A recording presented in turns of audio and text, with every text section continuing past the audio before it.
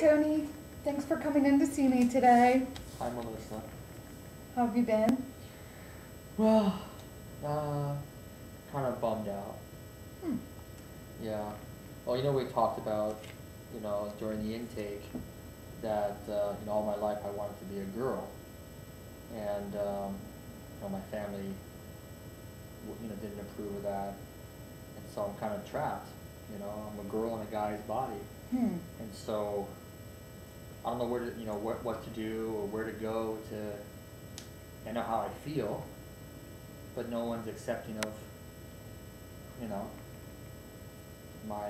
my beliefs that I want to be a girl. Hmm. I'm not happy with stuff. So yeah, I thought about, killing myself. Wow. Yeah, I mean, who would miss me? I don't talk to my family anymore. They disown me. I had friends, but when I came out and told them I wanted to be a girl, no one respected me, and I can't do sports anymore. I just get laughed at. So the only positives, I keep my name. I just changed to an I rather than a Y. So that's the only easy part to it. But yeah, I need a psych eval to say that I'm emotionally and psychologically stable to handle, the rigors of, all the pre-op stuff, or even Right. post-op, I guess. So I don't know. So I thought about killing myself yesterday. It was tough. Wow. So Well, I'm really glad you didn't kill yourself. I'm glad you're here today. yeah. What I hear you saying is that you feel Tony, the woman inside, needs some help. I do. So I think that's something we can work on together. It's probably not a goal we can accomplish in one day, but I think with No. small steps we can make a plan that seems doable. Yeah. I need to feel better. Hmm. There's got to be people like me. I can't be a freak, a weirdo. There's got to be others like me out there. Right. Either gender. It's got to be a way that people are trapped in the wrong body. They understand. That's my problem, is that people don't understand. I don't think they understand. They just think that I'm just being weird, and maybe it was the drugs that I used before, that messed up my mind. And because I wasn't always, I'm not doing it now, I'm dressed like a guy, but I wasn't always a cross-dresser. I dressed like a guy, but, But was Tony with an I still in there? yeah, it was painful. So did it feel like she was dressing up as somebody else? Yeah, I would say, I don't know, somewhere in the teen years, when you start growing and, sex is important, that I start thinking, I really want to be a girl. And I like girls, but it wasn't in a kind of like a lesbian way. It was just that I liked to be around girls, and I wasn't a gay either. I just felt comfortable, putting on my mom's mascara, and when she wasn't home, obviously, because she would kill me. And pantyhose and other, girly things. I like doing that stuff. Sure. We just have makeup dates. But obviously, who am I going to call over? Girlfriend, that would be bad. The guys on the teams. I played sports, football and baseball, and even some tennis. They don't understand. Sure. Hell, I get A my lot of ass beat. stigma. Yeah. So it's just been tough to sort of, but then people say, be honest with yourself. How do you expect other people to help you if you don't come out? So I'm trying to, but, this whole coming out thing is overrated. It's a bunch of crap. It's much harder. Scary for sure. Yes, very. Sounds like you've already experienced a lot of rejection and Yeah. anger. Yeah, everyone's kicked my ass. Slapped some sense into me. That's what I heard, from my dad and my younger brother. Just slap me around, get clean off the drugs, then I'll be fine. Mm. Or that stupid thing, find God, then they'll straighten me out, go to church. That's not the answer. I tried. But then they say they don't like gays and they don't accept those things, and you're not doing right by God, so why the hell would I go back there? Mm. So I'm not gonna go to a confessional and tell a priest that. That'll be silly. So I don't do that. Right. So I don't, I just, it feels like a weird problem, but there's, 7 billion people in the world? There's gotta be people like me. Right. So where are they? I need help finding them. So, there's NA and AA for God's sakes, and Eaters Anonymous and Sex Anonymous and all kind of anonymous. There's gotta be something else. Well, I think there are support groups. Mm. I think there are people that can help you. I'm certain that there are people experiencing similar issues in their life. Yeah, I haven't met one yet. So let's make that one of our top priorities. One of our goals could definitely be to find you a support group where you can be with other people who have similar issues and are going through similar things in their life. I think that could make a huge impact. Yeah. So we'll keep that in mind as one of our top goals, is to find a support group. And then I gotta find housing. Housing. Yeah, family is straighten up or get out. So are you living with family right now, Yeah. or you're staying on the I- streets? No, I'm with them. I was with my girlfriend, but that obviously didn't end very well. So I moved back in with, my family. My younger brother is away, so it's just me and, my family. But, I have other extended family around. Mm-hmm. But people, don't want to come around as they did before, even the holidays. Mm-hmm. It's this kind of eggshell, we all walk on eggshells because what do you say? Do you address it? And if you do, how do you do it? How much? And so everyone's just ashamed, it seems like, and embarrassed. So I gotta be on my own. I think I can take care of myself, but it's just, I probably need help. I don't know. Sounds like where a to go. safe, supportive place would Yes. feel better right now. I don't think medications. I don't know. Shoot, I guess. I'm bummed out. I don't know. I used drugs before, so I don't want to pop pills. And when I did that, that's what I did. Are you clean and sober now? Yeah. I've had a craving. I've been clean for, I want to say, about 3 months. Wow. But Right on. so I fight that, but man, the urge to go smoke, just light up. Well, congratulations for staying clean and sober for 3 months. That's Thank a you. huge feat in itself. And that'll help everything else Yeah. fall into place a little better, I think. Well, I hope so. It just doesn't feel like it. Yeah. Given all the other crap that I'm going through, why would I stay sober? If I just get effed up, then I can just forget all the crap that I have to deal with. So I think it's just better, But then again, if I start using drugs again, that's why I got kicked out of my house in the first place after school. Because I did go to college and somehow I managed to finish, but it's very hard to be in a fraternity when you're a woman. Sure. Have the stereotypes you have to live up to. And what is keeping you clean now for these last 3 months?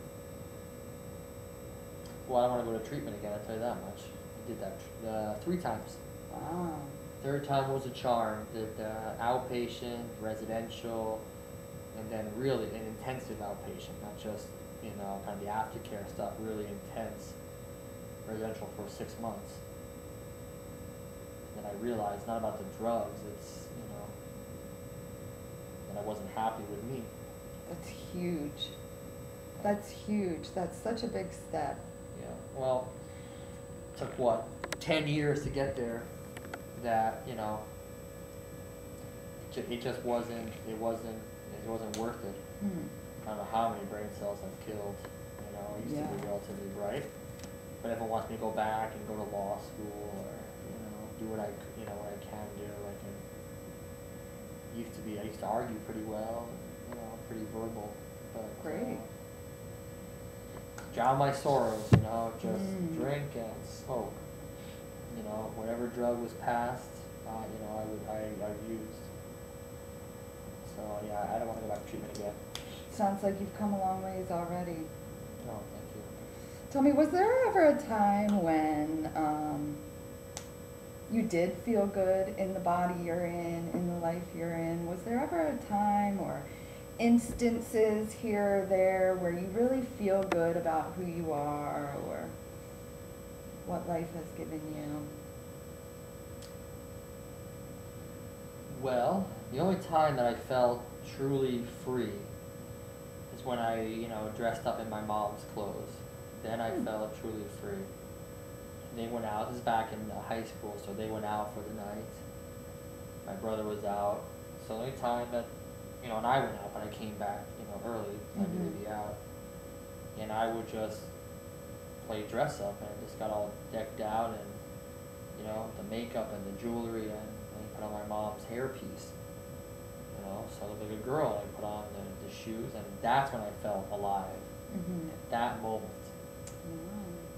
And take it all off, put it all back nice and neat so no one would know. Put on my guy clothes again, sweatshirt, sweatpants. Turn on the freaking TV, watch stupid sports, you know, but, Right. Wow. you know. So tell me this.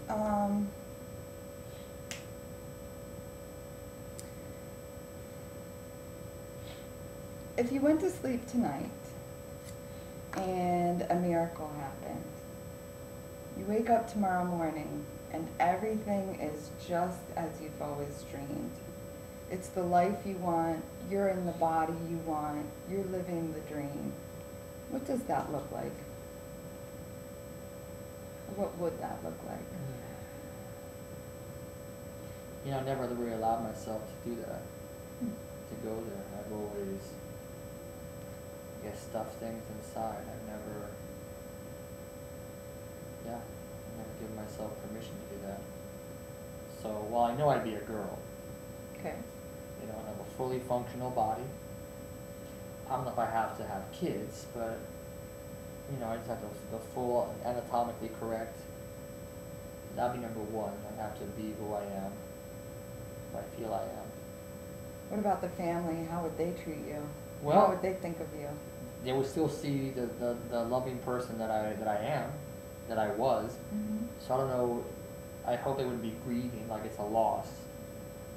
You know, it's almost like they gained somebody rather than a loss. So I'm hoping there'd be enough, you know, acceptance in that regard. Again, you know, if they like it, it's fine. Mm-hmm. But I think just to accept it, just the way I accept that my dad drinks. Mm-hmm. You know, whether my mom can't keep a job, she always bounces back, but she always, you know, job to job. I Right. don't say anything. I think things, but I don't say anything. Right. So, you know, I just think I have a little more tolerance. Mm-hmm. You know, I'd like to be, you know, with someone. You know, I'd With a like to be, partner. yeah, I'd like to find a nice guy. I don't know if I would tell him. I haven't gotten that far. I would like to think I would, but I don't know. I would lose him. That would be devastating, probably. So I have to think about that. But I'd like to have a partner. But I have seen something, you know, what love is about. Not my family per se, but you know, other, you know, friends, families, and stuff. I've seen, I've heard what respect and love and caring is all about. So I'd like to approximate that, Yeah. you know, at some point. So I'd like to have a job. You know, I like to be independent. Great. You know, whether I'm a guy or a girl or whatever, I can't live with mom and dad. Mm-hmm. So I'd like to be independent and, I guess, fully functionally have a job, have some material things, of course, but have someone who cares for me and will support me. Right now, I'm doing my job. What I put in my application, male, female. I check male because that's what they see, but what I feel as a female, so I feel like this is horrible.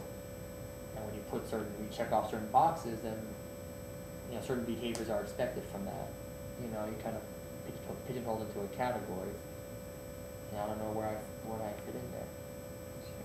I don't know. It's a lot. It's a lot to have on your mind and a lot to be going through. So I'm really glad you came here today. I'm really glad you didn't commit suicide yesterday.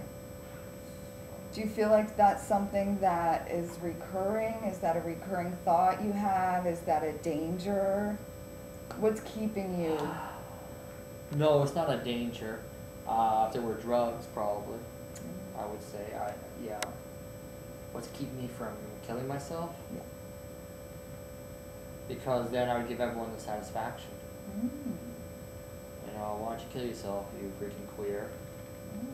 So I would just confirm everyone's belief that I can't handle things that, are not meant to be. So why give those sons of bitches, the satisfaction? Yeah. So what do we accomplish by staying? What will we do instead? What will we do? Well, I like to have some kind of hope. Good. That there might be something better than than my life I lead now. So awesome. I like to think it can't be worse unless I'm dead. All the ridicule and the torturous experience I've had, so it's got to get better. Right. I hope. I pray. I really think it will too, Tony. I think it'll really get better. You've taken some really great steps towards that already. Staying clean and sober, coming in and getting therapy, working with your psychiatrist to get you the eval necessary so you can begin your I need one. sex reassignment. Yeah. Oh, is that something we want to work on? Yeah, I mean, as a kid I had them, but that was my family stuff. Okay. I don't want to go back to when they know. Sure, I know sure. confidentiality, but I don't want to get involved with the family I hear you. practitioner. So I'd rather have this more objective psychiatrist. So I'd give it a shot. I don't know if I need meds, but I'd be willing to, to entertain that notion. Try to take the edge off or something so I can sleep a little better. Sure. Not cry as much, so easily tearful. It's just get all worked up very quickly. So it's very tough. Well, I want to tell you that I think you're very, very brave, and I really appreciate you coming here today. Your insight is really, it's really miraculous to me. I think that, you have the vision. We just need to get some solid steps on where to go next. So I hear that one main goal we're going to work on is getting you a psychiatrist to get you some possibly medications and your evaluations to begin your process. Yeah. Another goal that I hear is finding a support group so that you can begin to build a support team for yourself and feel some camaraderie and know that you're not in this alone and that you're not the only person experiencing this. And then housing is something that we'll work on as well. We'll get you some safe and supported and appropriate housing for what you need. Yeah, I mean, I just don't want to be with a bunch of wackos. I'm not wacko. I don't want these people talking to themselves, mumbling to themselves, drooling like a baby. I want to be like around. So we'll focus on independent housing. Yeah, like normal-ish people that, I don't want to be seen as some sort of stigmatized and some sort of mentally ill person. It's not an illness. Right. It's a prep, I hear ya. That's what I am. Yeah. Right. Okay, so over the next 2 days until I see you again, perhaps you could investigate what sort of support groups are in the area, only what you're comfortable with, see what you can find as far as support groups go. There's a couple local community centers that I can give you their cards out front. That'll be a place to start. They may have some other suggestions for you. And do me a favor, just start looking on Craigslist and keeping your eye in the newspaper, and let's get a gauge of what independent housing, you know, is going to require. And then once we have a little more information, you know, we can start taking the steps to acquire that. And I will find some different psychiatrists that are in the area that that you can choose from. We can find someone that you'll be able to have a good working relationship with and get you on that track. Okay. And we'll start from there. Okay. Sound all right? Yeah. All right. Sounds good. Great. It was good seeing you today, Tony, and I'm glad you're here. Thank you. Thank and you. I'll see you in 2 days, right? Yeah. Okay. I'll be back. Very good. I'm glad to hear it. Thanks, Tony. Thanks, Melissa.